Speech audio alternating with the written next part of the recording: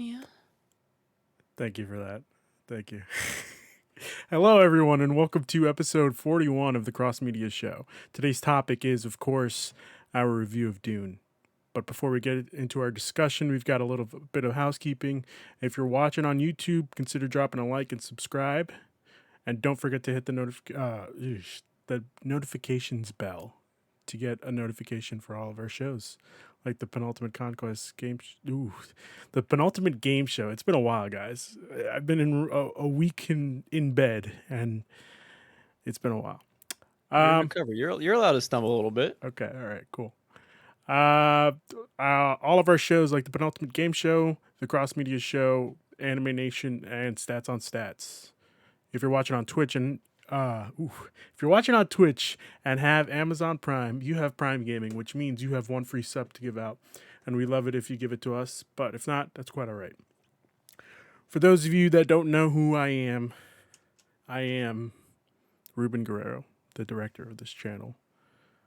I am joined by the man who's known as the man who's known as Mr. Movie Reviewer, co-host of Podcast PXN, and the host of the Large Popcorn Podcast, Cristian Macias. How you doing today, Cristian? How about that fucking sandworm? Am I right? Shai Khulud, welcome. You have arrived. What about that sandworm? That sandworm kind of creeped me out. We'll But get it's there. yeah, we'll get there. And of course, this isn't a Dune review without the walking anime encyclopedia and the man who's crazy enough to think that ravioli is just a sandwich, Ryan Smith. Now, just a sandwich is really insulting to sandwiches as a whole, because sandwich is truly the best food. I 'Cause it mean, encompasses so much. Is it? It's a good food. It's a solid everyday food. It's an everyday run of your mill food that you can enjoy every day. okay. All right. Sure. Sure. What a take from Ryan. Sandwiches are the best food. With cold ass bread and some I slimy don't meat. know about Let's that. fucking go. Have you ever had chicken parm with some pasta? Oh. Oh my god. Are Oh. you kidding me Yeah, right but now? what a chicken parm sandwich. Yeah, but it's not the same. It's not the same. It isn't. The chicken parm sandwich is far less superior to the chicken parm as an entree, you know? Now, this isn't our sandwich podcast, so let's move on. It's not. Um ooh, we got some stream and podcast updates for you today. This week we are back to shows. Next a new episode of Stats on Stats is up, and you can check that out today, right now, or after this podcast. Just check it out after the podcast on podcast services and on our YouTube channel. Tomorrow, Richie, Saj, and Anthony are going to be reviewing Titan Season 3, and hopefully it lives up to their expectations. Wednesday, we are live reacting to the Sony State of Play. That's happening at 2 p.m. Pacific and 5 p.m. Eastern. And, I started writing this and I was like, well, why isn't it 2 p.m. Western? Why is it Pacific? Oh, because Eastern Yeah. and then Pacific. Yeah. I don't know, man. Real weird. The Pacific Ocean. I don't know. I mean, yeah, but like, just pick one. It's either Pacific or it's. Anyway. You see, no one cares about the Atlantic, but the Pacific's a great ocean. Really? Because the Atlantic That's is true. where all the action's at. Nobody goes swimming in the Atlantic. Everyone, goes to the Pacific to swim, hang out. But like I said, the Atlantic Ocean has literally all the I guess action. Florida exists. No, we don't speak about Florida. But I mean, it's got the telecommunications cable that's all the way going all the way to Europe. But that's besides the point, guys. We're getting some third-party updates from Sony, I guess, or from the third parties. What's one thing you guys want to see? Oh, you know what? That means what I was saying in the pre-show is not correct. The rumors of the Bloodborne remaster. That won't be there, obviously, because Blue Point is a first-party studio now. So what I'm saying is null and void. Yeah, I guess so. I don't know what to expect. But Call of Duty, Vanguard, that'll be there. Okay. Ryan? Ooh, what to expect from a Sony State of Play? Ooh, Final Fantasy 16. There we fucking We go, just my guy. it's a 20-minute state of play. Listen, There is Is it we 20 just minutes? Have we need given it a time? Is it not yeah, 45? 20. Ooh, 20 minutes. I still see it Let me happening. think here. Let me think here. Y'all bold for that What's though. 5 minute what? trailer. 5 minute 5 game. minutes? Oh, 5 minutes. 25% of the show. Yeah. It's a big game. Y'all been smoking that melange, dude. Too Okay. much spice over there. All right. I want you guys to be right though. Okay, let's hope. And of course, we got some new merch up on our website. Fuck, I forgot to fix that. We got some new merch up on our website. Feel free to go check that out. We just put up I literally just put it up like 20 minutes ago. Our No Gods hoodie and t-shirts, which look fucking dope. If you know what I mean, you know. Is that what the cool kids say, Christian? Dope? I wouldn't know, man. I'm getting old. Ooh. All right. Fair enough. Ryan, is that what the cool kids say? I don't find that probably. I say dope. I'm cool. Okay, there you go. This shit looks swaggy, man. Oh my god. I saw it and I was like, god damn, that looks good.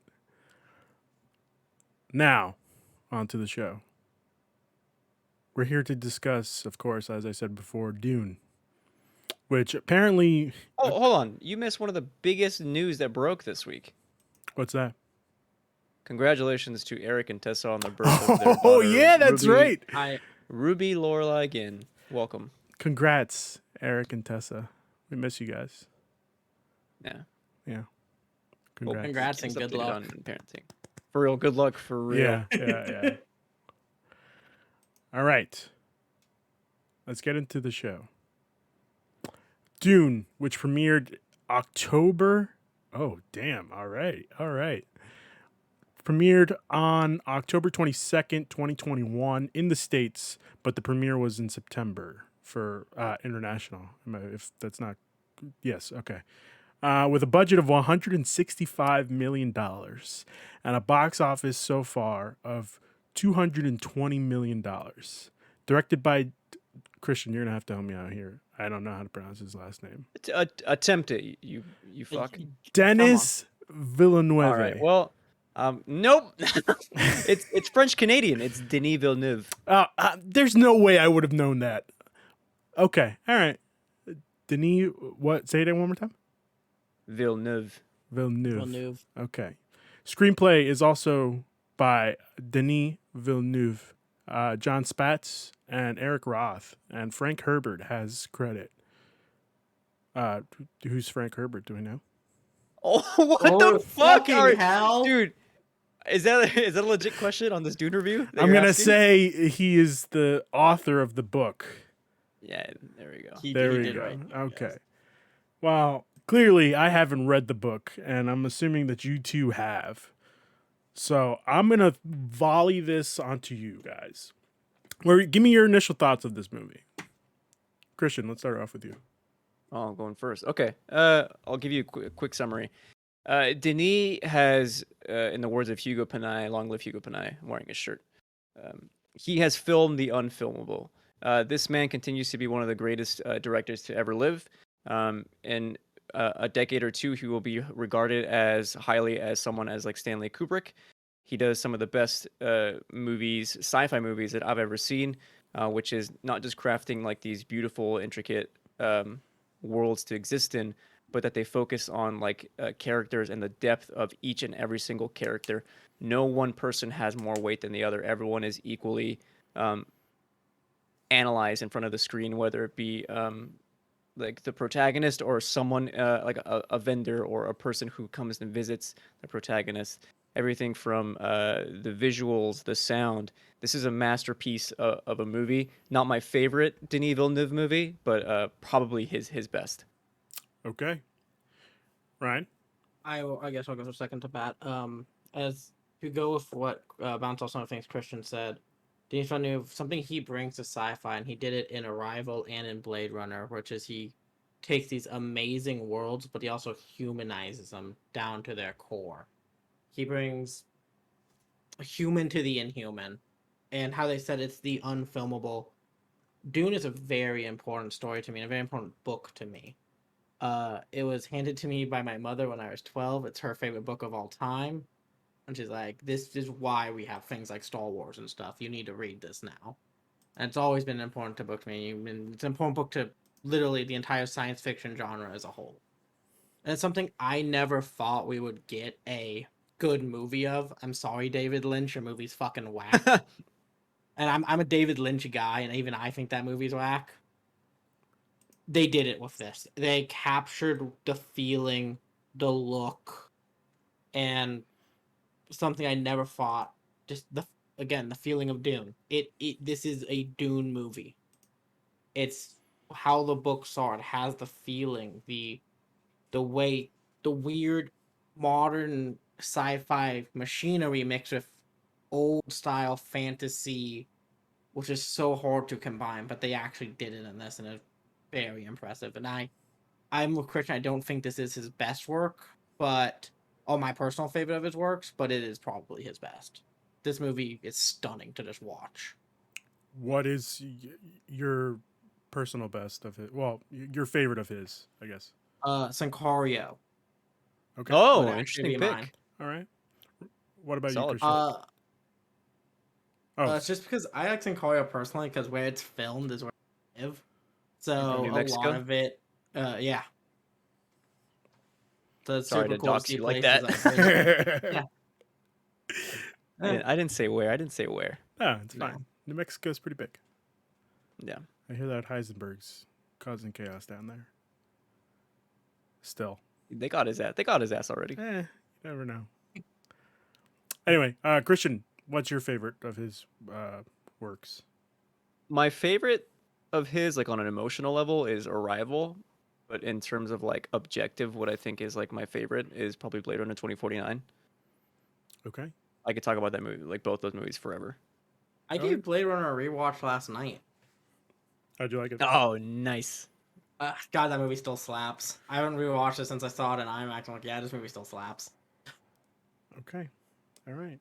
Well, guys, I'm sorry to be the bearer of bad news here. No, I actually thought for as a person who knows nothing about Dune like whatsoever, who just went in blind, this was very well shot. I could definitely see what Christian was talking about in the sense that he gives each character ample like screen time. Like he doesn't just he focuses on one character, but it's different as opposed to as other movies, you know, like if this was just like Star Wars, for example, like they just focus on pretty much the two main characters, which are I'm talking about the prequels, but which are like Leia and no, not really, it's really just Han. No, that's not. It's really, you know what I'm trying to say, you know, does that make any sense? No. Sort of. I get what you're getting after. I Okay. get where you're going at, but Yeah, to bring it back to Dune, I would say like yeah, the movie follows Paul, but it's also not about Paul. It's about the politics that surround him, you know. Yeah. So because of that, we're getting analysis of like the Baron, we're getting Duke Leto, we're getting Jessica. So it's all happening in connection with Paul. Correct. And it's a very interesting take. And it's a very interesting way to film a movie. And like I personally would prefer like every movie maker do this in the sense of like focusing on the character, but also giving the other characters ample amount of screen time. Like the way that he shoots it is just it's perfect. It lost me a bit. Like the story lost me quite a bit when they were talking about like introducing, I guess, the main villain, which is I forgot the Baron Harkonnen. The Baron. yeah, the Baron, which was very weird. I also like I got hints of when did this book come out? 65. 1965. Okay, so this is before. definitely before Star Wars. Every obviously. sci-fi movie you pretty much know has stolen something from Dune in some way. Okay, because I was like, damn, this is in the sense of how I explained it to myself. I was saying, this is Star Wars if Star Wars was very sophisticated. You know? This is it's Star Wars if it was Game of Thrones. Yeah, that is what it is. Yeah. Okay. Yeah, I could see that, and it's good. It's good. There were just some things that I didn't like about this. It's dense. I'm not gonna lie to you. Yeah. It's tough to watch for people who aren't used to kind of like dense movies. So Yeah. I get where you're coming from. And I just wish that they gave us more like background information on the other characters that aren't a part of the Atreides family, if that makes sense. But overall, I thought it was a pretty strong movie. Very long. They kind of do, and I think that's actually a strength. But because there's so much information, they're kind of pounding you in different Yeah. ways that I think that it does successfully. It's just hard to retain all that info all at once. That Yeah. if you might have missed some small tidbits that end up being kind of important. Okay. And that's just because the book is so dense that it's hard to fit all of this into a movie. Right. Like, I think if you were to watch it again, if you were so inclined, you might pick up on pieces of information that you probably missed the first time. Okay. Well, I'm home all week, so I'll probably rewatch it again. Did you watch it at home, by the way? I did not. that I how went you to the went? movies. Let's fucking go. What? Let's Yeah. fucking I go. didn't. This I man didn't. has been cut open and still made it to the theater to see this thing. In my defense, Go out and see it. I didn't see it in IMAX. I just That's went- fine. Dolby's fine That's enough. No, I didn't even see it in Dolby. I just went to Alamo and whatever they have. I think it's 4K, but like nothing crazy. But yeah, it was. Go for it. Let me tell you, the IMAX showing was absolutely insane. I don't. The The IMAX I mean, I'm just looking at deserts and I'm like, fuck. How is this? I know it's Earth, but it feels like I'm on an alien planet and it's just like a few dunes of sand. It fucking rocks. And The worm. It's interesting because The fucking worm. they make the desert like the place that you don't really want to think about. Like there's nothing interesting about the desert, you know. But like, I really don't like how you're bashing where I live. I mean, listen, I'm sorry, Ryan. You just live in a desert, all right? Like, I'm surprised you're in a room.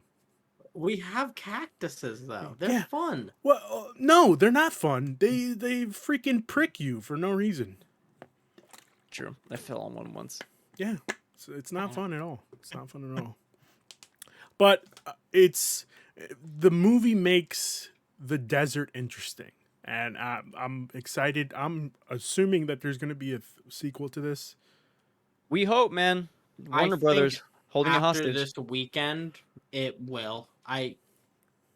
With it exceeding what was they estimate for? It was like 30 mil, and it went to 40.1 mil, right? Yeah, Yeah, it's at 40.1. Yeah. Yeah, Domestic. with a budget of 165, I could definitely see this movie getting its sequel for it all shit. to be.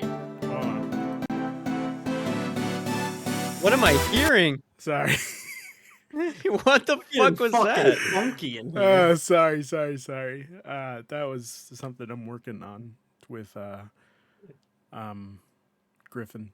But yes, sorry, Ryan, continue. Okay, where was I? Oh, just for how well it did, and they said it is the highest watched movie on the HBO Max. Max. What is it? Did they call it day by day release? They all have different names for what they call it.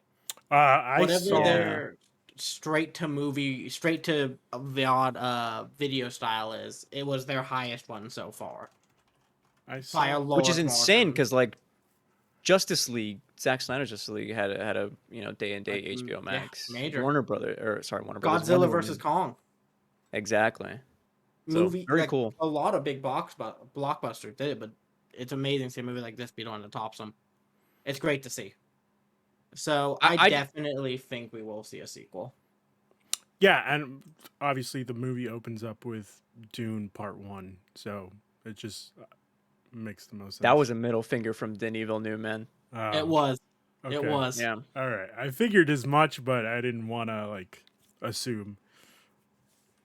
Um, I do want to mention though, because you brought it up, Ruben, that like it's a I'll say it like this. It's a hard movie. Like there's no going around it. Like legit, I think that, and this is the risk of sounding snobby, casual audiences are gonna have a harder time liking this movie because I think this stat is like adults will go to the average of 2 movies a year, yeah, and like Holy shit. more often I than didn't not, like know. those with Disney owning most things, it's probably like a Disney property, meaning it's like a Pixar family friendly movie. Maybe it's a Star Wars, maybe it's a Marvel movie. Those movies are so easily digestible, and like those are popcorn flicks that are like meant to be like super entertaining, and we go in, we enjoy those movies, and then we leave. yeah, Dune is very much like we are unapologetically a dense sci-fi movie that is slow and patient and like difficult to just like even just sit and watch, uh like to let that all like wash over you. So for the movie to be as successful as it is like super surprising to me, and for it to be rated one of the highest on Letterboxd right now. I think it's like an average of 4.1. Very cool stuff to see. I'm glad that people are actually really enjoying it, because this is something that people you just don't see very often. yeah, It uh, I want to bounce off Christian there. yeah. Go for it. With it being, it is a dense movie. Yeah, people have come to me and they know I really like Dune and all that. I said, should I go see this movie? I'm like, I had to ask him, like, do you like things like Game of Thrones and stuff? Because if you like that kind of thing, you'll really like this. But if you're not really into that kind of style of storytelling, of multiple houses, multiple characters, and long drawn out epics, you're probably not going to like this. This movie is very slow. It is very dense. But I think it is a monument to it. But I think one reason why it's doing so well is just for how well it is shot. You may not even be enjoying what you're hearing in what the story is, Yeah, but I doubt anyone's not enjoying the visuals of this film. this is true. Fuck, I could just watch the dome Fuck yeah. ship just open and lift off like Yes. 1,000 times. I fucking love that ship. And When the the Benny Gesserits show ornithopters up in and the middle of the everything. night. Yeah. Yeah. Yeah. Fucking dope. That's I think a big selling point of this movie. It is just drop dead gorgeous. That's just the best way to put it. Okay. The question is, uh, however, the movie. I don't know, like how far into the book the movie goes. Barely halfway, I would say. Okay, so I would say the third, yeah, quarter mark, third mark. 40 to 50% of the book, I think, is covered. Okay, all right, so that's not I'd bad. say 40. I'd say 40. Okay, so do we think that this, however much of the movie has covered, is it like true to the story? It is very true to the story. Okay. It's near 1-to-1. Okay, well Yep. that's definitely good. Some of the stuff is kind of rearranged, or like characters are given more like depth are- or like lines, but some lines are stripped straight out of the book. Okay, well that's good. I guess, right? Oh yeah, Yeah. Yeah, that's very okay. good. It's very good. All right. And also, this is a question for Christian: Is did it end when you heard this was a part one? Right. Hopefully two. Did it end where you thought it was going to end? Because it ended for me where I thought it was going to end. I honestly had no idea where they were going to like Break off. end part one until Mhm. I was maybe halfway through the movie. I realized like, oh, I think I know where they're heading. And are we spoiling some of the movie now at this point? Yes, let's go for it. Okay, which I actually think works out really well. And I kind of want to point to some tweets that I've seen online. And okay, I'll put it this way: I understand why people are frustrated. They get to the end of the movie and it's like, what the fuck? Like this is like a cliffhanger. Yeah, The it movie says part obviously one. like this isn't finished. But people didn't know that, right? It wasn't marketed as a part one movie until you actually show up and it says part one, right? So Okay. I understand that frustration, right? Yeah. So when you get there and you're like left and it's almost like a feeling of dissatisfaction, but it isn't until you realize that like there was a narrative through arc with Paul going on. Like he starts one way, realizes who he's turning out to be, and then fulfills that at the end. And in that sense, we do get like some sense of conclusion with part one. even like that, one of the closing lines in the movie is Paul hears Paul Atreides must die for the Kwisatz Haderach to rise, right? The chosen one must rise, and so you get like a literal death of identity at the end of the movie for him to become this figure that he's becoming, and that I think that's a perfect way to end the movie. Part one. I agree with Christian there. I think with him, um, donning, derobing the garb of royalty and that to become, for lack of a term, a chosen messiah throughout the desert is where I would have also ended this film. It's the perfect place of he's seen what royalty is, he's seen high space castles, all that his entire life. Yeah. He must now learn the struggles of living on this planet. And that's what I think a lot of part two will be. Okay. Now, since we're talking about Paul, let's get into what we thought about the characters themselves. I personally thought Paul was very strong. Like, there was nothing. Timothy Chalamet did this perfectly. Like, everything he had shown like on screen, I believed it 100%. Go for it, Christian. No, keep going. I'll wait till Okay. after. Well, I mean, it's just that. Like, I think this was a perfect pick for the character that is Paul Atreides. Denis would agree with you. He had an interview with. I mean, he said this a few times, but he was very obviously he was like super nervous about making this movie because it's highly regarded as one of the most difficult things that you can try to make. Yeah. And so when he had the casting down and he was started filming the movie, one of the first scenes he did was the Benny Gesserit scene where the Reverend Mother comes to visit and he has to do the Gom Jabbar test where Paul's hand is in the box, right? And everything from like the set design to the wardrobe to down to the acting. When they were filming that scene, Denis broke down in tears and was like, "Oh my god!" Like he actually saw like I might be able to do this. What that performance that Timothy Chalamet gave in this one library scene, this is my Paul. This will be my Dune, and he was able. I think he was able to pull it off. Oh yeah. Credit to the cast.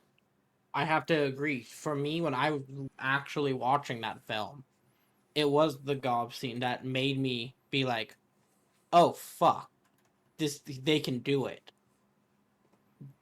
They can actually do a Dune movie." And from there on, I was just fully impressed by it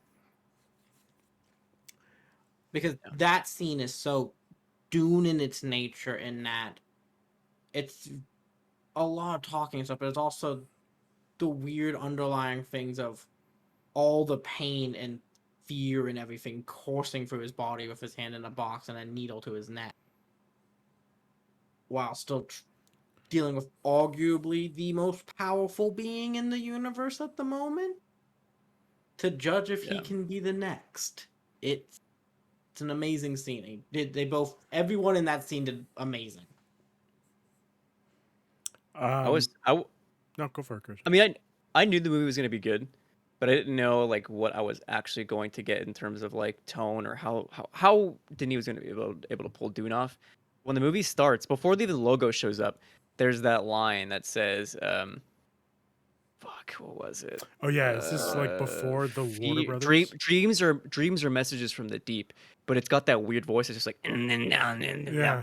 like, all right, I'm strapped in. This is Yeah. the kind of movie we're gonna get. All right. Real good. So yeah, real good. I was worried at first, but they pulled it off. I also want to give credit to Jason Momoa. Like, this is probably the hardest I've seen him acting. Like, in a good way. He's Like, good, right? yeah, he's really good in this movie. And it's surprising. Like, where was this acting for Aquaman, you know? I think he was told to play a Chad in Aquaman, though.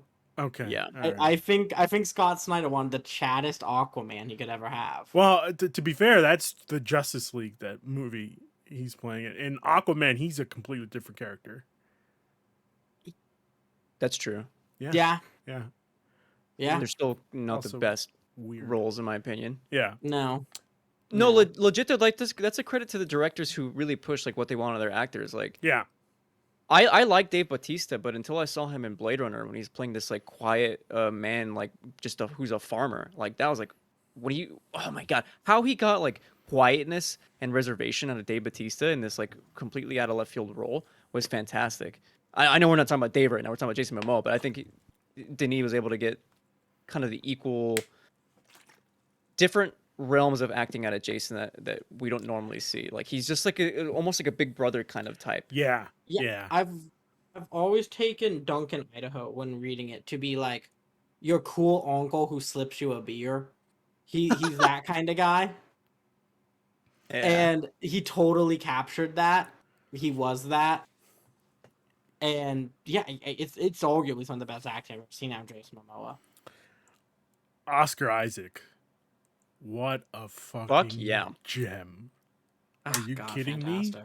This is what I wanted. This is the type of acting I wanted Oscar Isaac to have in Star Wars, you know?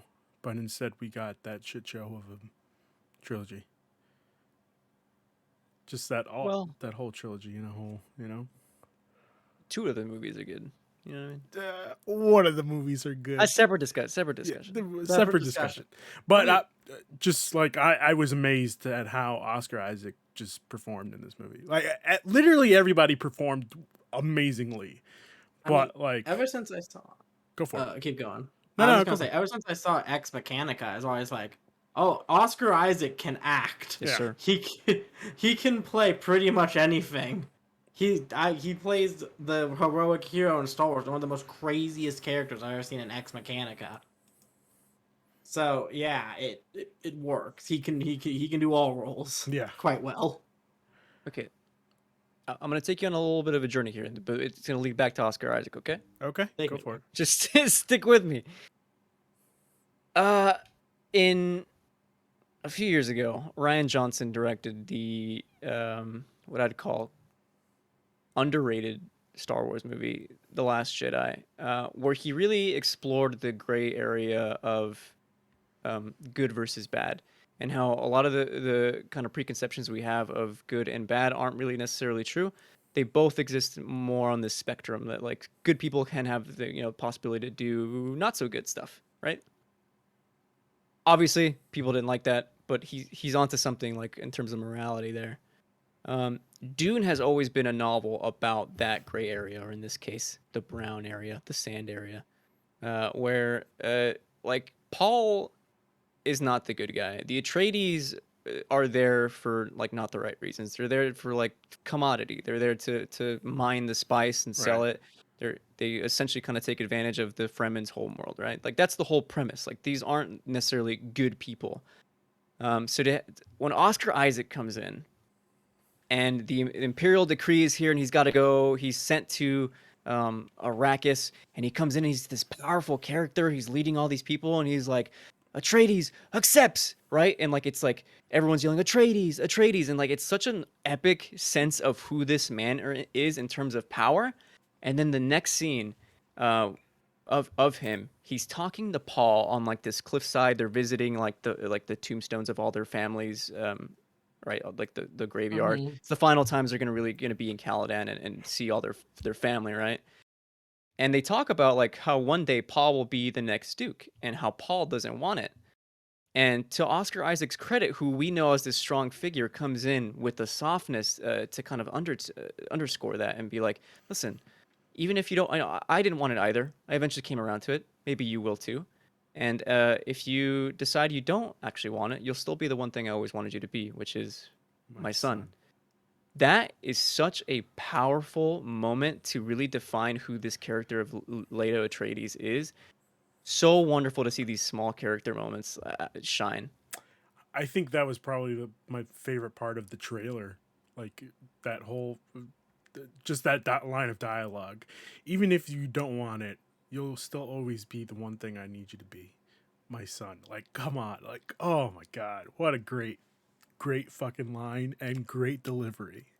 I'm just Yep. happy they didn't go into how long, because in the book they're doing that part, but it also talking about his great grandfather got gored by a bull for like 3 pages straight of just him getting Yeah. gored by a bull. Yeah. We didn't need that.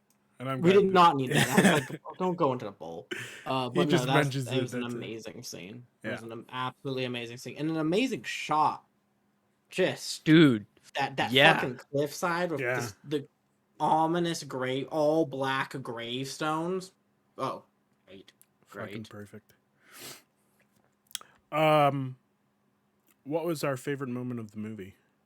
Ryan, let's go with you first. Oh The shit. whole thing. The whole thing, right? The whole thing. That's the. The easy answer is the whole thing. My actual favorite moment would be, I'm going to give one for the spectacle and one for the softness and like emotion within it. Okay. Mm-hmm. For pure spectacle, the Harkonnen invasion is just beauty for the eyes and ears. It is so well done, audio and visually. It is amazing. But for a smaller moment, it would probably be when he is when it's just Paul and his mom talking after the Ornithopter has crashed. They've killed the people with the voice, and it's just them talking in the tent, figuring out, well, pretty much everything's fucked right now, but at least we're still alive. Yeah. That kind of deal.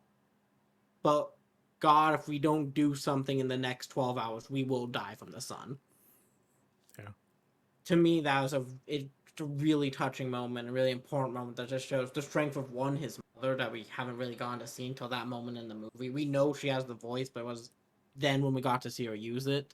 And even post what seemed to be a terrible moment, she was still critiquing her son on the way of using the voice. Which I want to give a shout out. I didn't know how they were going to use the voice in this movie, how they were going to represent it.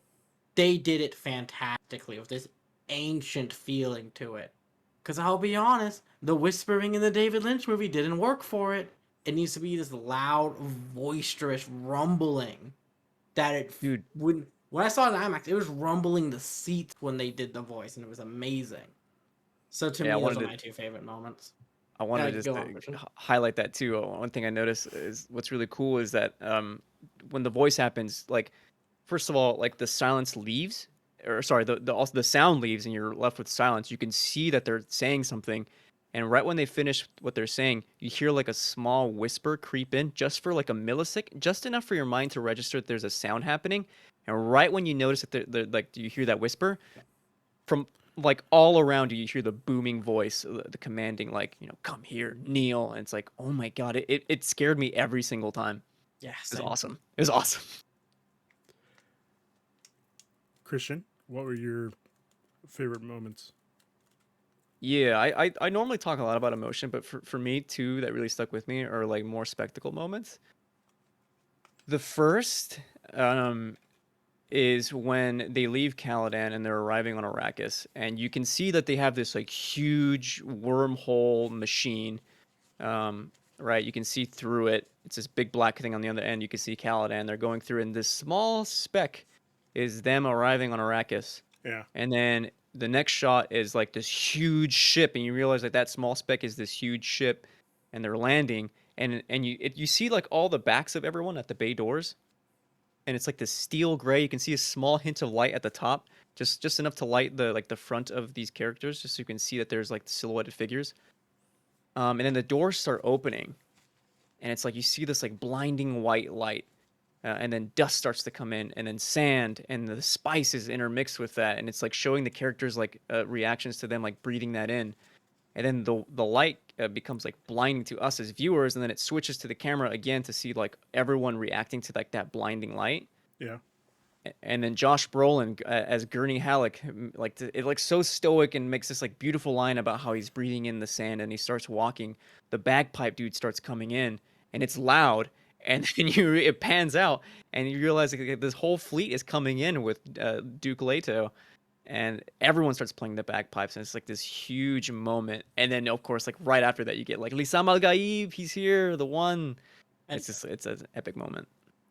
I want to touch on that real quick with them chanting, "He's here," but then also the people behind them chanting Atreides, the soldiers, which is a powerful messages into very different style of chants. Yeah, yeah. The next is the first time. First of all, the art of tension as they're getting ready before like they notice there's a sandworm out in the wild as like the harvester's picking up the spice. Like I think is Yeah. really well done. So yeah, so Paul is helping rescue these miners, whatever these extractors who can't get evacuated, and so he's helping guide them. The dust storm hits and he's like stuck in it, and he like ends up having a vision, so he's just like on his knees. Gurney has to go out and save him, and he pulls him. And also, this is all this them sinking into the sand is a practical effect, by the way. They built a platform to vibrate and then have it sink into it, so that Oh. yeah. I'll actually have That's a so note on this fucking after, cool. but yeah. So they're sinking into the sand. Gurney picks himself and Paul up. They keep running. They make it into the back of the ornithopter, and as they're hanging on to the back of this bay door, they look out and you can see like the swell of sand sinking into itself.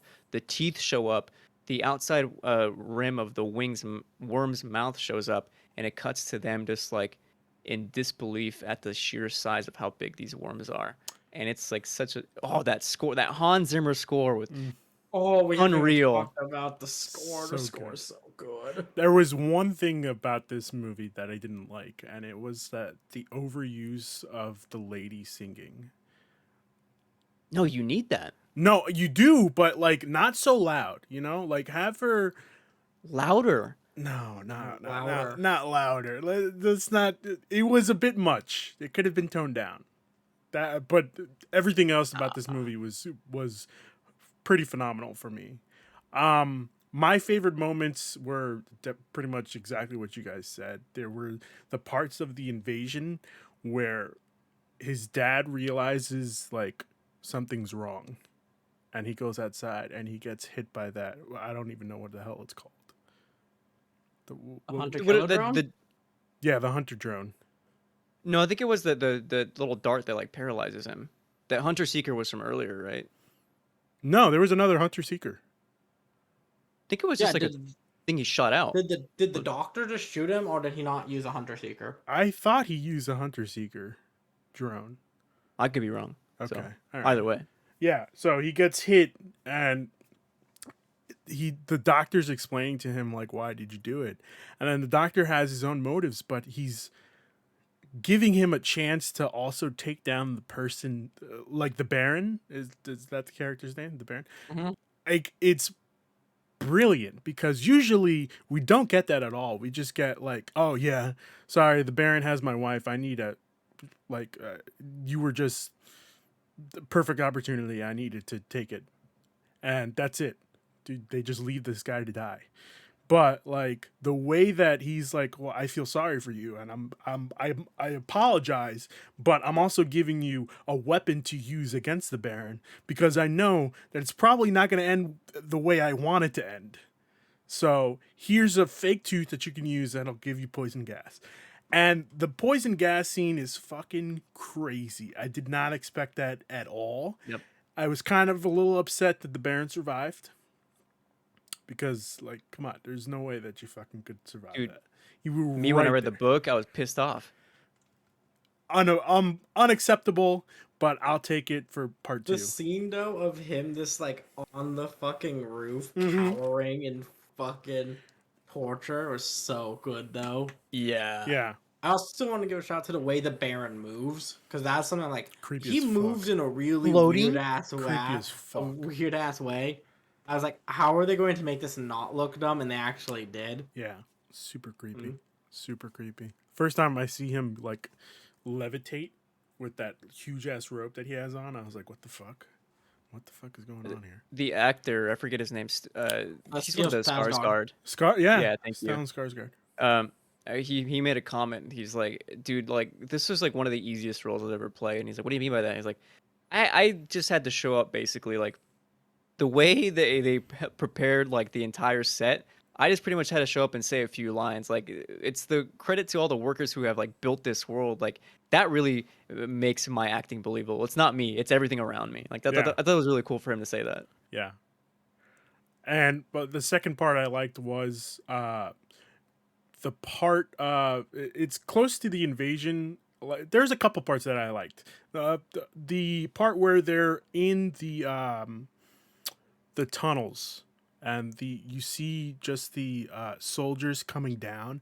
I thought that was very fucking cool. Oh, in silence when they're just like, Yeah, Yeah. yeah, and then they Yeah. come down and you see the cup that just is covered by sand, and I'm like, well, where the fuck did these people go? And then they just come out of the sand and fucking take these people. God damn, I really like this movie. are you I, realizing that as you talk about it? yeah, I like this Yeah, movie it's more than I dope. thought I did. Yeah. Okay, all right, cool, It, and it has a way of creeping in as you think about it. yeah, yeah, and then of course the last part was just them seeing the sandworm for the first time. Christian, you already spoke about it, where Paul has that vision in the sandstorm, and Josh Brolin is like, "We gotta fucking go." Like he just picks him up, and then that part in and of itself is perfect. God, this is a really Yeah. good movie. All right, It's a cool movie, dude. very There's cool. like small things everywhere. I watched this video on Denis like talking about the Gom Jabbar scene in the beginning, the library. Yeah. It's like a 2 minute scene, but he talks about it for like 20 minutes. And it's like, wow, there's so much attention to detail I didn't even notice until That you like Denis talked about it. that scene was also very interesting to me because when you first see it, you're like, "What the fuck is happening?" I thought like she was gonna start asking him about the dreams that he's having, because if I'm mistaken, like doesn't his mom say before, like before they get to that scene, he's talking to the doctor, and his mom is like, "She's here to ask you about your dreams." Am I wrong?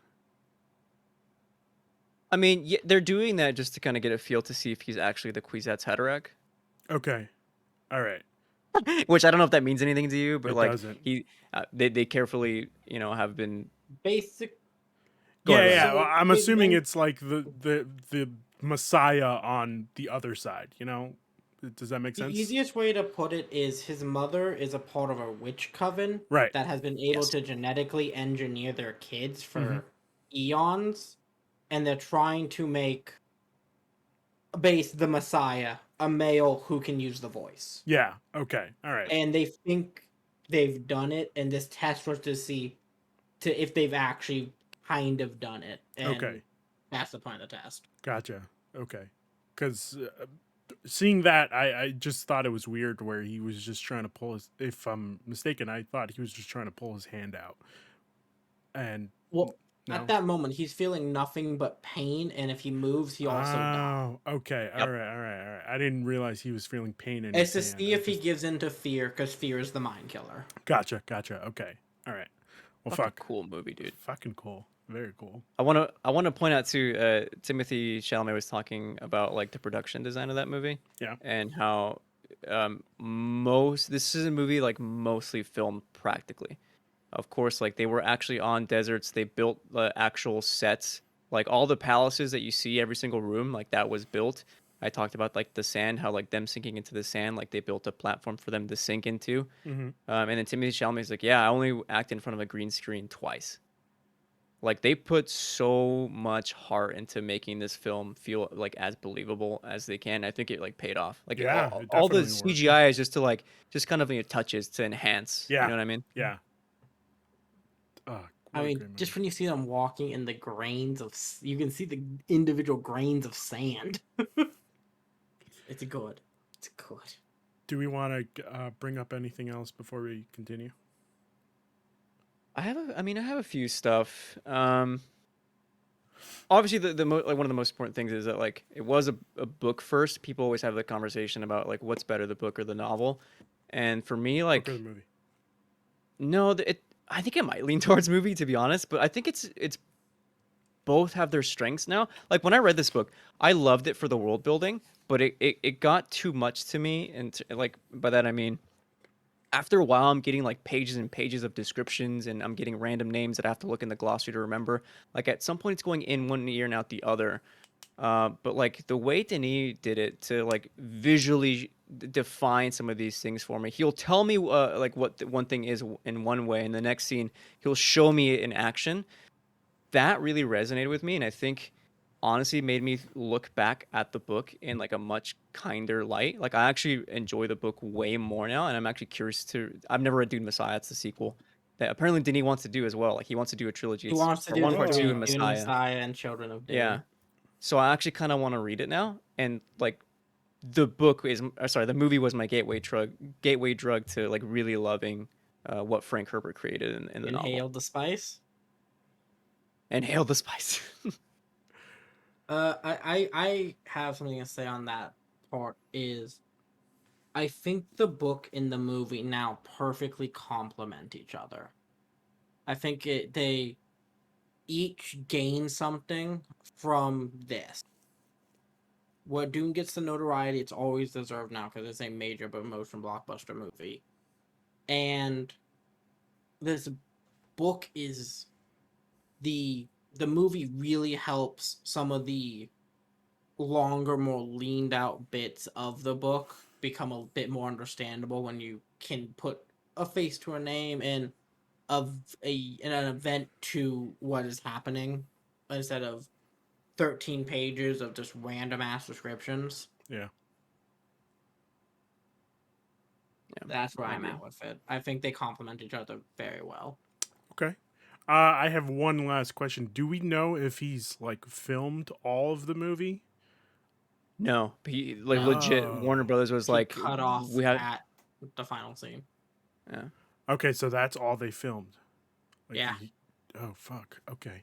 I thought he filmed the whole thing and then just cut it up into two. Shit. Warner Brothers, man.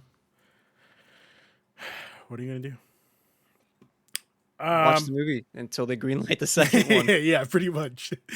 To be fair, though, apparently, according to some like a leak or something, like an exec was talking about, like, yeah, this movie like is basically already greenlit. It's just like going through the motions internally, and I'm sure if it continues to do well, like another week, you might see like a Dune 2 is happening. So. Honestly, like this is probably when we first heard that Warner Brothers was doing the HBO Max same day release of movies. This was probably the biggest movie that they had on their roster for that, if that makes sense. Like It's up there. Wasn't Space Jam 2? No, no, God no.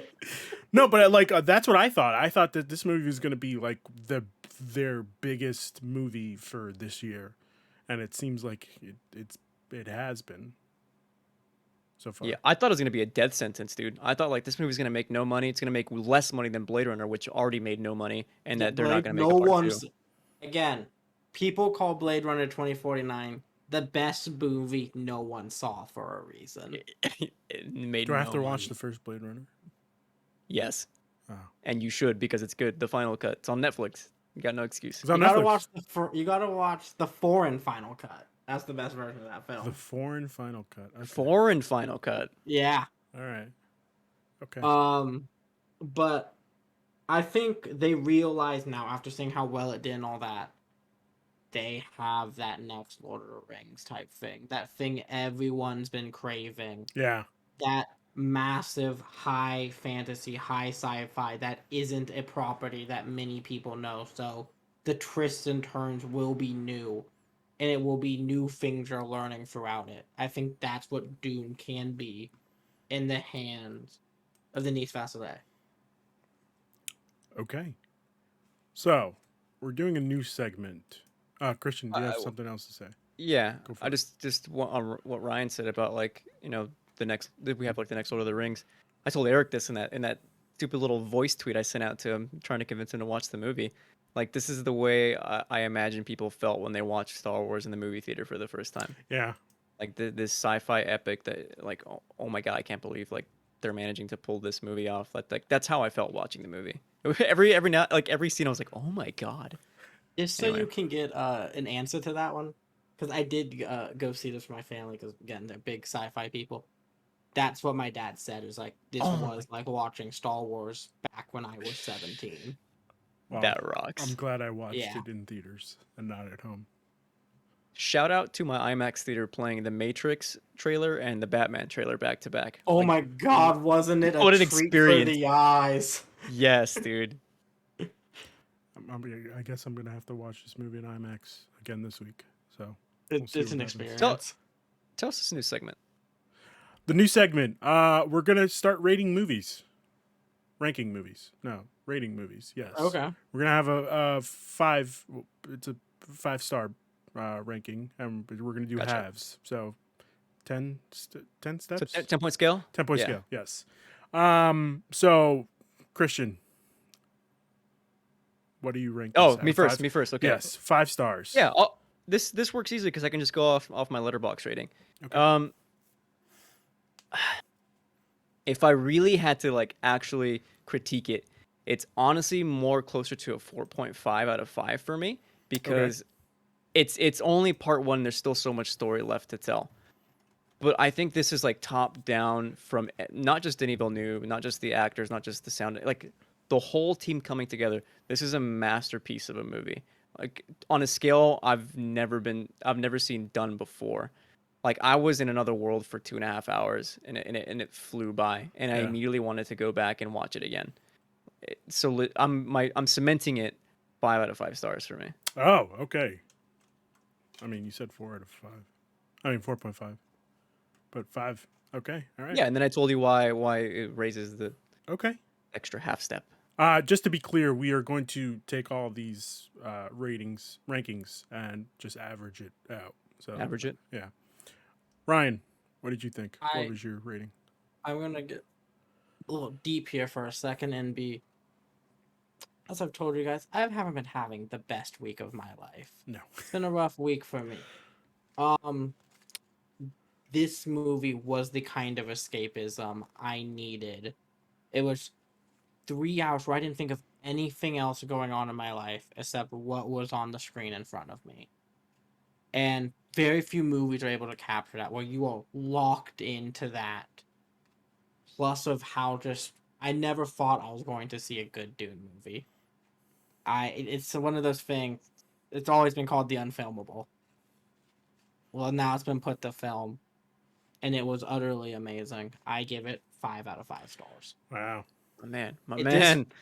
It is number 6 now in my top 10 on the. Whoa. Wow. Okay. Yeah. So, the more I think about this movie, the more I liked it. Originally, I was going to give it 3 out of 5 stars, only because, like, there were some good things that didn't really get explained well. But the more we're talking about it, I'm gonna have to go with a 4.5. Like, Oh, that's high. yeah, very high. That's high. Again, the only thing that knocked it down was the lady singing. But No, I get that. Yeah. Yeah. There's a few small things that like aren't perfect, but which gives us, it's a 5. It's yeah, 14.5. Yeah. 14.5 divided by 3 is a 4.83 repeating. So I'm going to round up and give this their first 5 out of 5. Wow. Wow. Isn't that crazy? Congratulations, Dune. The question is, will it be our movie of the year? Which we are. What's left? We'll find out. Actually, I have one thing to Spider-Man. say Spider-Man. on that question, Ryan. Everything we said about Dune today, Yes. about the kind of Yes. experience, the kind of slow, meditative movie it is, take that same energy with you when you go see Eternals. That is a Chloe Zhao movie doing an MCU movie. Keep that in mind. Chloe Zhao makes slower movies. Yes, I'm not gonna go into the Eternals as a regular MCU movie. I'm expecting it to be completely different, and I'm excited for it. And as somebody who, I've said this on the podcast before, I'm known for this. You hate For Eternals. Endgame, I was burnt out as hell from MCU movies. You're a monster. I've watched them all for 10 years opening night. Let me have a break, sir. Shang-Chi brought me back. And that's what I was about to say. The one that didn't feel like, because I watched Black Widow and I fucking hated it. I thought it was a bad movie. But I watched Shang-Chi and I fucking loved it. Because it didn't Ryan. feel like an MCU movie. It had the Yes. MCU references I enjoyed with brand new characters and a feeling that did not feel like that. And with Chloe Zhao doing this, fucking Nomadland is a fantastic fucking movie. There's reasons why it fucking swept award season this year. It's going to be good. I've been seeing the reviews. I'm very excited for this film. just for the visual landscape shots alone. Ryan, I have one question for you. Yeah, fuck me. Do you think that Taskmaster was done well for Black No, Widow? he was done terribly. Thank you. I rest my case.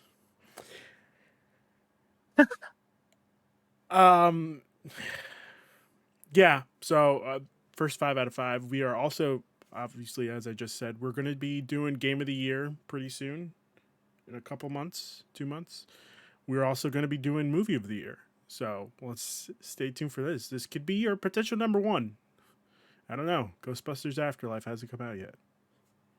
If I'm being legit, Dune technically is my number one movie on Letterboxd right now of the year. Spoilers, bro. What the fuck? So far? With Neon Genesis the Evangelion French a close depot. second. I'm like, Wes Anderson has a movie coming out this week, and he's my all-time favorite director. So I'll let you know what I think about I'm Dune watching in a that week. tonight. What movie? Oh, you got a lucky. You have a screening in your town. Lucky. Yeah, they've been screenings for like a few days here For now. I what? feel like. French I Dispatch. have to French wait till Dispatch. Friday. The French Dispatch. Oh, okay. I haven't heard of it. It's Wes Anderson's new movie. Okay. All right. Cool. So if you enjoy little models, it's a good time. We'll see.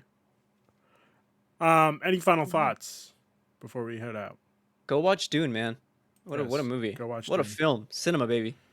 What a true piece of cinema, I would say. This is probably like the first true piece of cinema I've seen in a while. And that's saying a lot, guys. I watch a lot of shit. So go watch this. All right. Go watch this. Go. If you are vaccinated and safe, go see this in the theater. And It's if you're the not best way to go unvaccinated, see this. if you're not vaccinated, stay home, watch it on HBO Max. Turn off your phone. Throw your phone out the window. Do not watch this on your phone laying in your bed. For the love I of mean, fucking you Christ. could. The way God has intended, But But you shouldn't. you shouldn't. But you I shouldn't. agree. You shouldn't. Throw your At phone least out the window. Turn it's off like a all the 13-inch lights. laptop display. Turn off all the lights at home. Put on the TV. Put on Dune, and just Vibe out. accept it. Just No, just let it seep into your body. the way God intended it was for it to be watched on the back of an airplane seat in a 480p You're right. fucking screen. You're right. Now, it's time for plugs. Ryan, where can people find you? People can find me at Ryan the Lion 3055 on Twitter for wherever I'm up to on the internet, hot takes, and whatever else it may be. All right, cool. Christian, where can people find you? Yes, please follow me. Follow me at ISO Christian. I retweet stuff that I'm doing constantly, like my movie podcast, Large Popcorn. Or tomorrow, the episode for No Time to Die drops, and then next week, our Dune review drops with Hugo. That was a fun episode. I also do a weekly video game podcast every Wednesday at the penultimate conquest at podcast PXN.